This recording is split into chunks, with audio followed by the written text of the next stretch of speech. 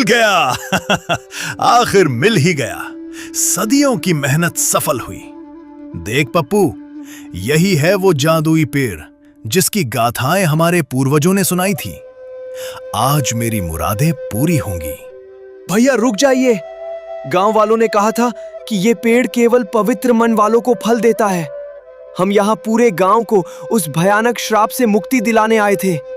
आप ऐसे क्यों व्यवहार कर रहे हैं? चुप रह। गांव वाले, वो डरपोक लोग। मैं अब उनके लिए नहीं, खुद के लिए मांगूंगा। हे मानव, तूने मुझे खोज लिया। मांग, क्या मांगता है? हे जादुई पेड़, मुझे अमर कर दो। मुझे मौत का डर ना रहे। मैं इस दुनिया पर अनंत काल तक राज करना चाहता हूं। मुझे अमरता का वरदान दो। असंभव। जो जन्म लेता है उसका अंत निश्चित है। प्रकृति के नियम को मैं भी नहीं बदल सकता। अमरता किसी को नहीं दी जा सकती। नहीं, मुझे मौत नहीं चाहिए। ठीक है, अगर तुम मुझे अमर नहीं कर सकते तो सुनो। तुम्हारी उम्र तो लाखों साल की है। तुम एक देव वृक्ष हो। तो ऐसा करो, मेरी मृत्यु को अपनी मृत्यु से जोड़ दो। जब तक तुम धरती पर खड़े हो, मैं जीवित रहूं। जब तुम नष्ट होगे, तभी मेरी मृत्यु हो। भैया, ये आप क्या कह रहे हैं? ये तो प्रकृति के साथ खिलवाड़ है। चुप रह मूर्ख। अब देख दूसरी मुराद। हे पेड़, मुझे ब्रह्मांड की समस्त काली शक्तियों का ज्ञाता बना दो। मैं तंत्र मंत्र और अंधकार का सम्राट बनना चाहता हूं। बस भैया, बहुत हो गया। मैंने सोचा था आप गांव के बच्चों की बीमारी दूर करेंगे, औरतों का दुख मिटाएंगे, लेकिन आप तो लालची निकले। आप यहां दूसरों की रक्षा करने नहीं, बल्कि खुद रावण बनने आए हैं। हट जा रास्ते से छोटे। तू क्या जानेगा शक्ति का आनंद? जब मैं काली शक्तियों का बादशाह बनूंगा तो पूरी दुनिया मेरे पैरों में होगी। नहीं भैया, मैं आपको ये पाप नहीं करने दूंगा। आपने इस पवित्र पेड़ का अपमान किया है। अगर आज आप यहां से शक्तियां लेकर निकले तो आप पूरे संसार का विनाश कर देंगे। मुझे पता है आप आगे चलकर एक क्रूर राक्षस बनेंगे, इसलिए मैं आपको रोकूंगा। हे जादुई पेड़, अगर मेरी भक्ति सच्ची है तो मेरी पुकार सुनिए। मेरे भाई के भीतर का इंसान मर चुका है। अब इसके भीतर सिर्फ एक लालची जानवर बचा है। इसे वही बना दो जो ये अंदर से बन चुका है। इसे एक जानवर बना दो। पप्पू, तेरी इतनी हिम्मत? रुक। और हे पेड़, इसे यहां से कोसों दूर किसी अनजान गांव में भेज दो। इसे ये रास्ता, ये जंगल और ये जादुई पेड़ कभी याद ना आए। ये अपनी शक्तियों का इस्तेमाल कभी ना कर सके। वो तुरंत एक घोड़ा बन जाता है। पप्पू, याद रखना, मैं वापस आऊंगा। मैं भले ही जानवर हूं, लेकिन मेरा प्रतिशोध जिंदा है।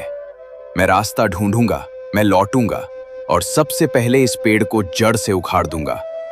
जिस दिन ये पेड़ गिरेगा, उस दिन तू भी नहीं बचेगा और मैं भी नहीं, लेकिन मैं तुझे तड़पा तड़पा कर मारूंगा। वो इतना बोलकर गायब हो जाता है। नहीं नहीं भैया, उसे रोको, वो पेड़ गिर जाएगा। क्या हुआ जगन? कौन सा पेड़? क्या देखा तूने? कोई दुश्मन है क्या आसपास? भैया, सपना, बहुत भयानक सपना था। मैंने देखा कि आप भैरव बन गए थे, कोई क्रूर तांत्रिक, और आप इस जादुई पेड़ से राक्षसों की सेना मांग रहे थे।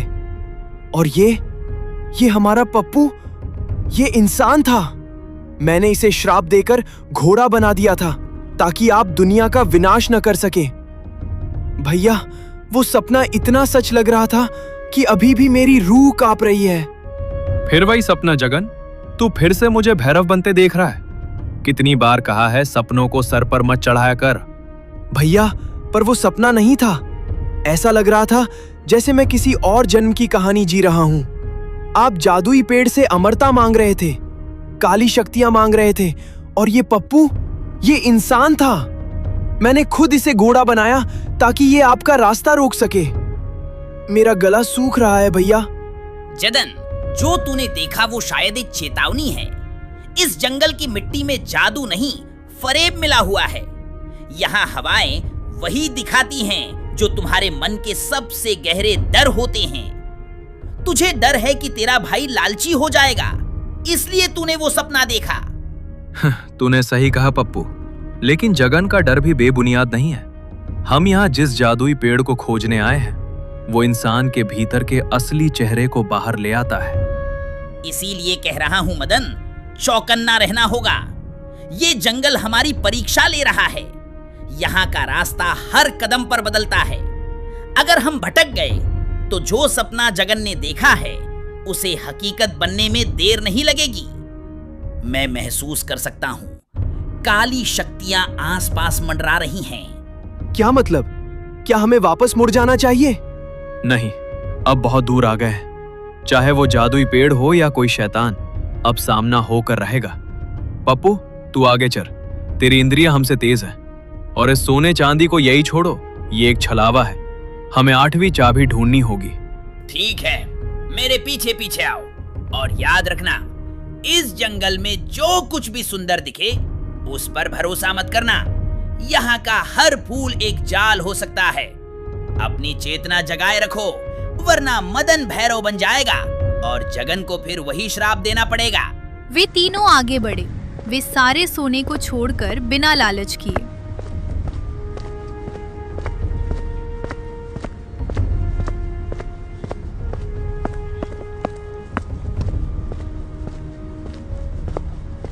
आगे जा ही रहा था, तभी एक राजकुमारी प्रकट होती है। वो वही होती है जो मूर्ति बनी रहती है। वे देखते ही आश्चर्यचकित हो जाते हैं।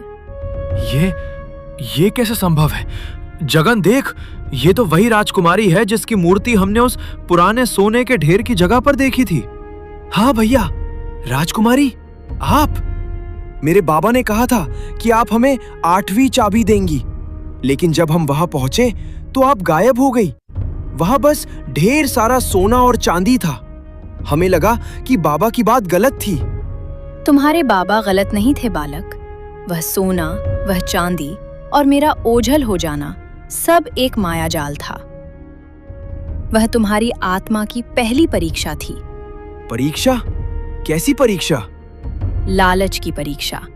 जो उस सोने के ढेर को देखकर रुक जाता, वह 8वीं चाबी के तेज को सहन करने की शक्ति खो देता। तुम तीनों ने उस संपदा को मिट्टी समझा, इसीलिए आज मैं तुम्हारे सामने खड़ी हूँ। तुमने सिद्ध कर दिया कि तुम्हारा लक्ष्य धन नहीं बल्कि धर्म है। राजकुमारी जी, मैंने पहले ही सारी बातें समझ लिया था। ये लो 8वीं चाबी। ये केवल द्वार नहीं खोलती, ये अंधेरे में प्रकाश का मार्ग भी दिखाती है। इतना बोलकर वो राजकुमारी 8वीं चाबी जगन को दे देती है। धन्यवाद राजकुमारी। पर अब हमें कहाँ जाना है? इस चाबी का द्वार कहाँ है? अब तुम्हारा मार्ग और भी कठिन होगा। यहाँ से आगे बढ़ोगे तो काली दुनिया का भयानक जंगल शुरू होगा। वह स्थान जहाँ सूरज की किरणें भी प्रवेश करने से डरती हैं। उस जंगल को पार करने के बाद तुम नागेश्वर की नगरी पहुंचोगे। नागेश्वर की नगरी? सुना है वहां कदम कदम पर मौत का पहरा है। वहां के सम्राट वृक्षराज तुम्हारी प्रतीक्षा कर रहे हैं। वही तुम्हें उस गुप्त गुफा का रास्ता बताएंगे जहां इस 8वीं चाबी का दरवाजा छिपा है। याद रखना, वह गुफा केवल चाबी से नहीं बल्कि शुद्ध हृदय से खुलती है। और मदन, जगन, इस घोड़े को साधारण पशु समझने की भूल कभी मत करना। इसके भीतर एक ऐसी शक्ति का वास है जो प्राचीन काल की रक्षा करती आई है। आपकी पहचान के लिए आभार देवी। मैं बस अपने भाइयों का रक्षक हूँ। जब तक ये जादुई घोड़ा तुम्हारे साथ है, इस ब्रह्मांड की कोई भी बुरी शक्ति तुम्हारा बाल भी बांका नहीं कर सकती। यह केवल सवारी नहीं, तुम्हारा सुरक्षा कवच है। काली दुनिया के साए भी इसके खुरों की आहट से कांपेंगे। हमें हमेशा से पता था कि हमारा पप्पू खास है, पर आज आपने हमारी हिम्मत दोगुनी कर दी। जाओ वीरों, समय कम है और शत्रु जाग चुका है। नागेश्वर की नगरी में वृक्षराज से मिलना वही तुम्हारी अंतिम मंजिल का पता बताएंगे। कल्याण हो। वे सभी चाबी लेकर आगे बढ़े और उनको चलते चलते काफी समय हो गया था। और अब रात हो गई थी।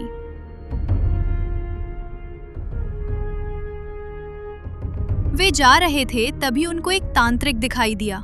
वे सब उसके पास गए। ठहरो पुत्रो, इस घोर अंधकार में तुम पथभ्रष्ट राही कहाँ जा रहे हो? क्या तुम्हें नहीं पता कि ये जंगल साधारण मनुष्यों के लिए यमराज का द्वार है? आप कौन हैं और इस वीराने में अकेले क्या कर रहे हैं? मैं तो उस परमपिता का एक तुच्छ दास हूँ बेटा। वर्षों से यहाँ एकांत में तपस्या कर रहा हूँ ताकि भटकते हुए राहगीरों को राक्षसों से बचा सकूं। मेरा नाम साधु अनिरुद्ध है। तुम दोनों थके हुए लग रहे हो और तुम्हारा ये अश्व भी निढाल दिख रहा है। हाँ भैया, मेरे पैर अब एक कदम भी आगे नहीं बढ़ पा रहे। भूख और प्यास से बुरा हाल है। तांत्रिक मन ही मन खुश हो रहा था क्योंकि उसको भी 8वीं चाबी चाहिए थी और उसे आभास हो गया कि 8वीं इनके पास है। घबराओ मत बालक, ईश्वर की कृपा से मेरी कुटिया यहाँ पास ही है। वहाँ शुद्ध जल और कंद मूल का भोग है। तुम आज की रात वहीं विश्राम करो। सुबह होते ही मैं तुम्हें नागेश्वर की नगरी का सुरक्षित मार्ग बता दूंगा।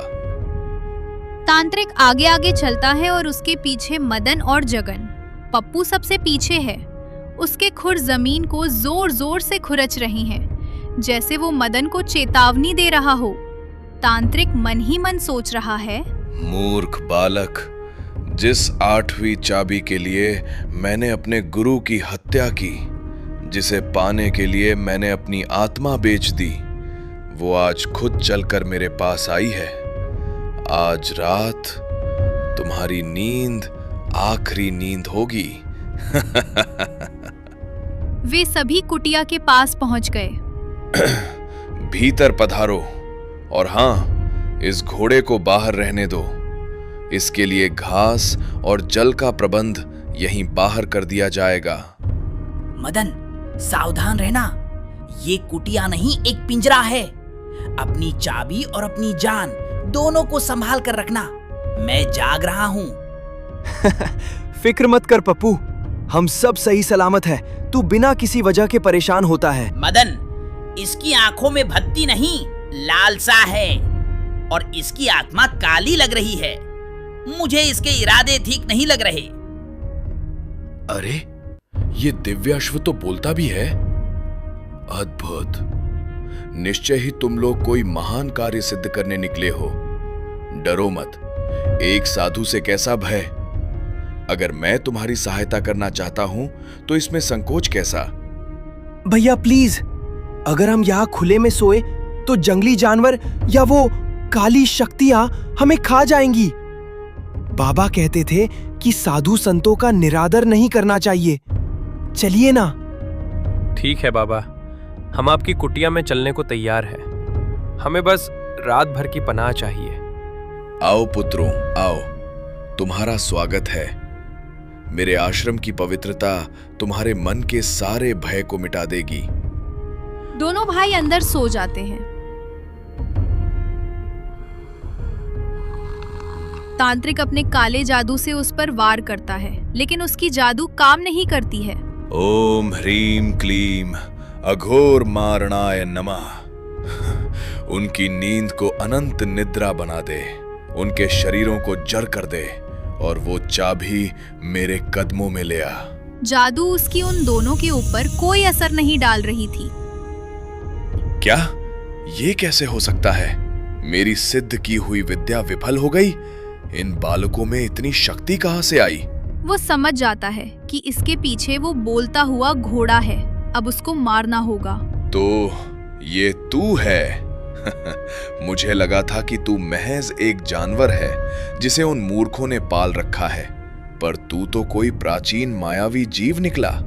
तू ही उनके चारों तरफ सुरक्षा कवच बना रहा है ना? तेरे जैसे पाखंडी और कपटी तांत्रिकों के लिए मैं काल हूँ, पर तेरी रूह से आती हुई सरन को मैं मील दूर से पहचान सकता हूँ। सुन रे जानवर, तू जो भी है, मुझे तुझसे कोई बैर नहीं। मुझे बस वो 8वीं चाबी चाहिए। वो चाबी काली शक्तियों का द्वार है। उस पर मेरा अधिकार है। तू बस हट जा और अपनी सुरक्षा हटा ले। मैं तुझे छोड़ दूंगा। मुझे वो चाबी चाहिए। तुझे चाबी चाहिए? जरूर मिलेगी। लेकिन इस दुनिया में नहीं। अगर तुझे उस चाबी को छूना है तो तुझे पहले वैतरणी पार करनी होगी। तू मुझे धमकी दे रहा है? मैं तुझे अभी भस्म कर दूंगा। मुझे भस्म करना तेरे बस की बात नहीं दुष्ट।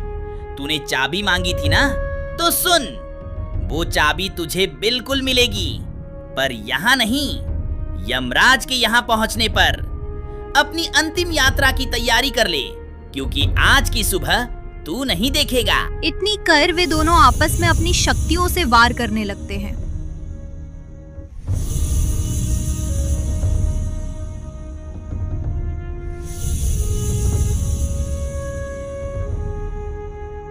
और फिर थोड़ी ही देर में तांत्रिक मारा जाता है।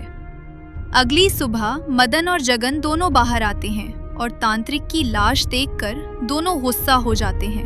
ये क्या किया तूने पप्पू? ये क्या कर दिया? जिस इंसान ने हमें इस खौफनाक जंगल में पनाह दी, हमें भोजन दिया, तूने उसे ही मार डाला। मदन, मेरी बात सुन। ये कोई साधु नहीं था, ये एक तांत्रिक था जो नींद में तुम पर वार कर रहा था। ये तुम्हारी जान लेना चाहता था। झूठ मत बोलो पप्पू, हमें कोई नुकसान नहीं हुआ। हम तो चैन से सो रहे थे। तुझे जलन हुई ना? तुझे बुरा लगा कि हमें एक नया सहारा मिल गया और तू बाहर अकेला खड़ा रहा? तू इतना पत्थर दिल कैसे हो सकता है? बस बहुत हुआ। राजकुमारी ने कहा था कि तू हमारी रक्षा करेगा, पर तू तो भक्षक बन गया। तूने एक निहत्थे बूढ़े साधु की जान ले ली। हमें ऐसे रक्षक की जरूरत नहीं है जो खून का प्यासा हो। मदन, जगन, मेरी आंखों में देखो। क्या तुम्हें मुझ पर जरा भी भरोसा नहीं? अगर मैं अपनी जादुई शक्ति से सुरक्षा चक्र ना बनाता तो तुम दोनों अब तक राख बन चुके होते। वो चाबी छीनने के लिए किसी भी हद तक जा सकता था। चुप रहो, अब तुम्हारी एक बात पर भी मुझे यकीन नहीं है। शायद वो सपना जो जगन ने देखा था वो सच था। तुम ही वो भैरव हो जिसकी नीयत खराब है। जा यहाँ से, हमें छोड़ दे। हम दोनों भाई अपनी मंजिल खुद ढूंढ लेंगे। ये 8वीं चाबी मैं अकेले ढूंढूंगा और नागेश्वर की नगरी पहुंचूंगा। हमें तेरी जादुई शक्तियों की भीख नहीं चाहिए। मदन, ये काली दुनिया का जंगल है। यहाँ के साए तुम्हें निगल जाएंगे। कम से कम नागेश्वर की नगरी तक तो मुझे साथ चलने दो। उसके बाद मैं खुद चला जाऊंगा। नहीं, हमें डर लगता है तुमसे। तुम कब हम पर हमला कर दो कौन जानता है। चले जाओ यहाँ से। ठीक है, अगर मेरा साथ तुम्हें बोझ लग रहा है तो मैं चला जाता हूँ। लेकिन याद रखना भाइयों, मैं दूर रहकर भी तुम पर नजर रखूंगा। जब मुसीबत गले तक आ जाएगी और तुम्हें कोई रास्ता ना दिखेगा, तब पुकारना मत।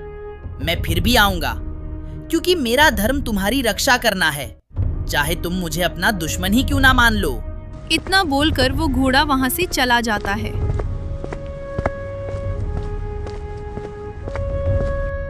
और दोनों भाई तांत्रिक के शव से माफी मांगते हैं। हमें क्षमा कर दीजिए बाबा, हम आपको बचाने में असफल रहे। आपने हमें शरण दी और हमारे ही साथी ने आपकी जान ले ली। आप तो बस ईश्वर के दास थे। आपको इस हिंसा के बदले क्या मिला? शांत हो जा जगन। जो हुआ उसे बदला नहीं जा सकता, पर हम इस पाप का प्रायश्चित जरूर करेंगे। पप्पू ने जो किया उसने हमारी परवरिश पर दाग लगा दिया है। एक निहत्थे साधु की हत्या मैं कभी खुद को माफ नहीं कर पाऊंगा। हे ईश्वर, इस पुण्य आत्मा को अपने चरणों में स्थान देना और हमें इतनी शक्ति देना कि हम उस जादुई घोड़े के बिना भी अपनी 8वीं चाबी के द्वार तक पहुंच सकें। आज से हम अकेले हैं जगन। पप्पू चला गया और शायद अच्छा ही हुआ। एक ऐसा रक्षक जो विवेक खो दे वो कभी साथ रहने के लायक नहीं होता। अब हमें और भी सावधान रहना होगा। नागेश्वर की नगरी अभी दूर है और ये जंगल बहुत घना।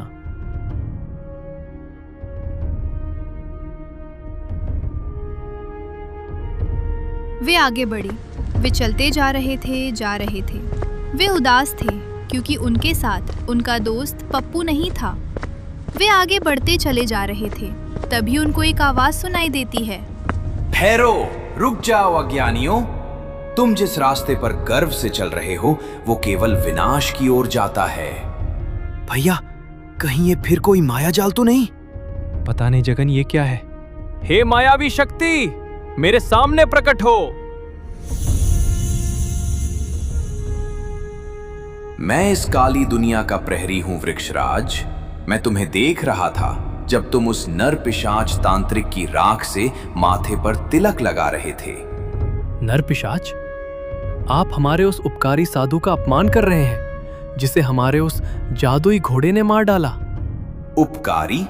मदन, तुम्हारी आंखों पर अज्ञान की पट्टी बंधी है। वो तांत्रिक 8वीं चाबी के लिए 100 बालकों की बलि चढ़ा चुका था। उस रात जब तुम सो रहे थे, उसने अपनी सबसे घातक काली विद्या तुम पर छोड़ी थी। पर हमें तो कुछ नहीं हुआ, हम तो सही सलामत जागे थे। क्योंकि वो जादुई घोड़ास जिसे तुम पप्पू कहते हो, उसने अपनी आत्मा की शक्ति से तुम्हारे चारों ओर एक अभेद्य सुरक्षा चक्र बनाया था। तांत्रिक की हर मार उस घोड़े ने अपने ऊपर झेली। उसने उसे तब मारा जब उस तांत्रिक ने तुम पर अंतिम जानलेवा प्रहार करने के लिए अपनी छुरी उठाई थी। जिसे तुम हत्यारा कह रहे हो, वो तुम्हारा रक्षक था। ये हमने क्या कर दिया? हमने उसे बुरा भला कहा, उसे डांटा, उसे अपने से दूर कर दिया, जबकि वो हमारे लिए लड़ रहा था। भैया, हम कितने बड़े पापी हैं। हमने एक दुश्मन की पूजा की और अपने सबसे सच्चे दोस्त का अपमान किया। पप्पू, हमें माफ कर दो। दुखी मत हो पुत्रों, तुम्हारी इंसानियत देखकर मैं प्रसन्न भी हूं। तुमने एक शत्रु का भी सम्मान के साथ अंतिम संस्कार किया। ये तुम्हारे शुद्ध हृदय का प्रमाण है। इसी गुण के कारण तुम इस 8वीं चाबी के योग्य हो। दुश्मन के प्रति भी दया रखना वीरों का काम है। हे वृक्षराज, हमें पप्पू कहाँ मिलेगा? हम उसके बिना आगे नहीं बढ़ना चाहते। वो दूर नहीं है, वो तुम पर साए की तरह नजर रखे हुए है। पर अब तुम्हें अपनी मंजिल की ओर बढ़ना होगा। यहां से सीधे उत्तर दिशा में जाओ, जहां आसमान काला नहीं बल्कि जामुनी दिखने लगेगा। वही नागेश्वर की नगरी है। वहां की गुप्त गुफा में ही 8वीं चाबी का द्वार है। क्या हम वहां पहुंच पाएंगे? जाओ, तुम्हारी ग्लानि ही तुम्हारी शक्ति बनेगी। और याद रखना, विश्वास आंखों से नहीं, आत्मा से किया जाता है। वृक्षराज धीरे धीरे पेड़ों के झुरमुट में विलीन हो जाते हैं। मदन और जगन भारी मन से लेकिन एक नए संकल्प के साथ आगे बढ़ते हैं। उनकी आंखों में अब भी पश्चाताप के आंसू हैं, पर मन में पप्पू को फिर से पाने की आस है।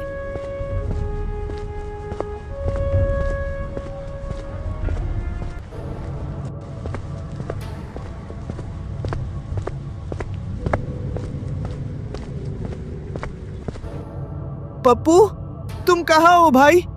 हमें माफ कर दो। हम अंधे थे जो तुम्हारी वफादारी को नहीं देख सके। वापस आ जाओ पप्पू, हम तुम्हारे बिना एक कदम भी आगे नहीं बढ़ना चाहते। पप्पू, मैं तुम्हारा अपराधी हूं। मैंने तुम्हें भक्षक कहा जबकि तुम हमारे रक्षक थे। मेरी तलवार और मेरा अहंकार दोनों आज तुम्हारे सामने झुकते हैं। लौट आओ दोस्त। इस वीराने में हमारे पास तुम्हारे सिवा कोई नहीं है। वे दोनों पप्पू को बुला रहे थे कि तभी एक राक्षस वहां पर आता है। किसे बुला रहे हो नश्वर मनुष्यों? उस जानवर को जो तुम्हें मौत के मुंह में अकेला छोड़कर चला गया? कौन हो तुम? मैं हूं रक्त पिपासु, इस काली दुनिया के द्वार का रक्षक। वृक्षराज ने तुम्हें रास्ता तो बता दिया, पर वे ये बताना भूल गए कि यहां से गुजरने का टैक्स इंसानी खून है। उस घोड़े के बिना तुम मेरे लिए नन्हे शिकार से ज्यादा कुछ नहीं हो। भैया, आज हमारा अंत निश्चित है। काश हमने पप्पू को नहीं निकाला होता। हिम्मत मत हार जगन। अपनी गलती का प्रायश्चित शायद आज जान देकर ही करना होगा। आज कोई सुरक्षा चक्र नहीं है, कोई जादुई घोड़ा नहीं है। तुम्हारी 8वीं चाबी अब मेरी होगी और तुम्हारा मांस मेरा भोजन। तैयार हो जाओ यमलोक जाने के लिए। पप्पू, कहाँ हो मेरे भाई? आ जाओ जल्दी भाई यार, आ जाओ। इतना कहते ही पप्पू तुरंत वहां पर आ जाता है। पप्पू, तुम आ गए। भैया देखो, पप्पू वापस आ गया। मेरे दोस्त, मेरी पुकार सुन ली तुमने। मैं इस काबिल नहीं था, फिर भी तुम आए। तुम तो चले गए थे। इस काली दुनिया में तुम्हारी शक्ति कैसे बढ़ गई? तुम कौन हो? मैं इनका साया हूं राक्षस, और साया कभी अपनों को नहीं छोड़ता। तूने इन पर हाथ उठाने का साहस कैसे किया? क्या तुझे अपनी जान प्यारी नहीं? मुझे क्षमा करें। मुझे नहीं पता था कि ये महान आत्मा अब भी इनके साथ है। मैं रास्ते से हट जाता हूं। मुशक्तियों का व्यर्थ विनाश नहीं करना। इतना बोलकर राक्षस तुरंत वहां से चला जाता है। पप्पू, मुझे अपनी सजा दो। मैंने तुम्हें जो शब्द कहे वे किसी खंजर से कम नहीं थे। मैंने एक राक्षस का अंतिम संस्कार किया और अपने रक्षक को ठुकरा दिया। मैं तुम्हारा गुनहगार हूं। शांत हो जाओ मदन। इंसान गलतियों का पुतला है, और माया का जंगल अच्छों की बुद्धि हर लेता है। तुम दोनों ने उस तांत्रिक का अंतिम संस्कार किया। ये तुम्हारी कमजोरी नहीं, तुम्हारी करुणा थी, और इसी करुणा ने मुझे वापस बुला लिया। अब आप हमें कभी छोड़कर मत जाना। हमें इस 8वीं चाबी से ज्यादा आपकी जरूरत है। अब कोई हमें अलग नहीं कर सकता। नागेश्वर की नगरी अब पास ही है। मेरी पीठ पर सवार हो जाओ। अब हमें हवा की गति से आगे बढ़ना होगा। समय कम है, और असली चुनौती गुफा के द्वार पर हमारा इंतजार कर रही है।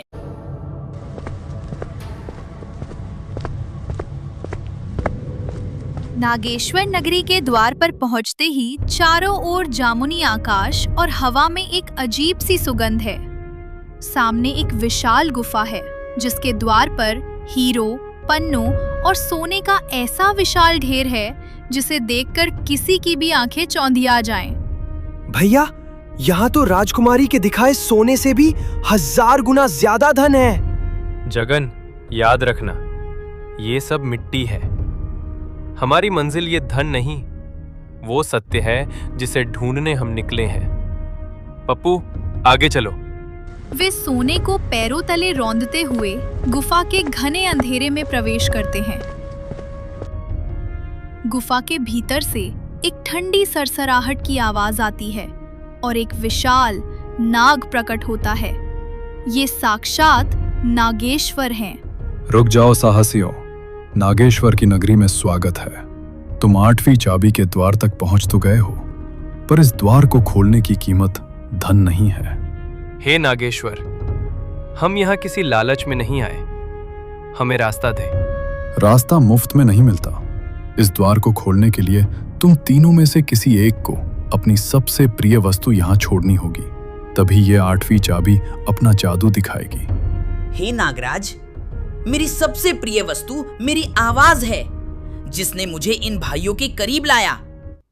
आप मेरी आवाज ले लीजिए, मुझे फिर से एक मूक पशु बना दीजिए, पर बदले में मेरे इन दोनों भाइयों की झोली दुनिया के सबसे बड़े धन से भर दीजिए, ताकि इन्हें फिर कभी दर दर ना भटकना पड़े। स्वीकार है। अगर तुम अपनी आवाज देने को तैयार हो, तो ये दोनों भाई संसार के सबसे धनी व्यक्ति बन जाएंगे। नहीं, कदापि नहीं। हे नागेश्वर, हमें नहीं चाहिए ऐसा धन जो मेरे दोस्त की आवाज छीनकर मिले। पप्पू की आवाज हमारे लिए दुनिया के सारे संगीत और सारे धन से बढ़कर है। हाँ नागराज, हमें ये 8वीं चाबी भी नहीं चाहिए, अगर इसकी कीमत हमारे दोस्त का बलिदान है। धन तो हाथ का मैल है, पर पप्पू जैसा भाई दोबारा नहीं मिलेगा। पप्पू, तूने हमें इतना छोटा समझ लिया? क्या तुझे लगा कि हम तुझे बेचकर सोना खरीदेंगे? चलो भाइयों, हमें यहाँ एक पल भी नहीं रुकना। वे 8वीं चाबी देकर लौट आए।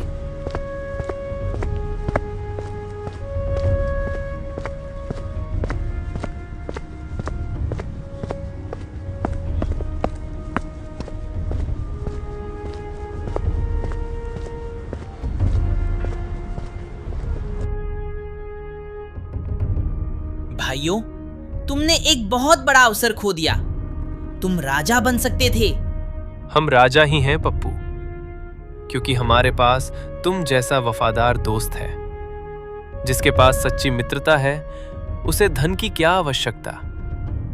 चलो यहां से दूर चलते हैं, अपनी इस छोटी सी दुनिया में जहां हम सब साथ हैं। वे तीनों ढलते सूरज की रोशनी में कंधे से कंधा मिलाकर आगे बढ़ जाते हैं। उनकी जीत किसी चाबी से नहीं बल्कि उनके अटूट प्रेम से हुई थी।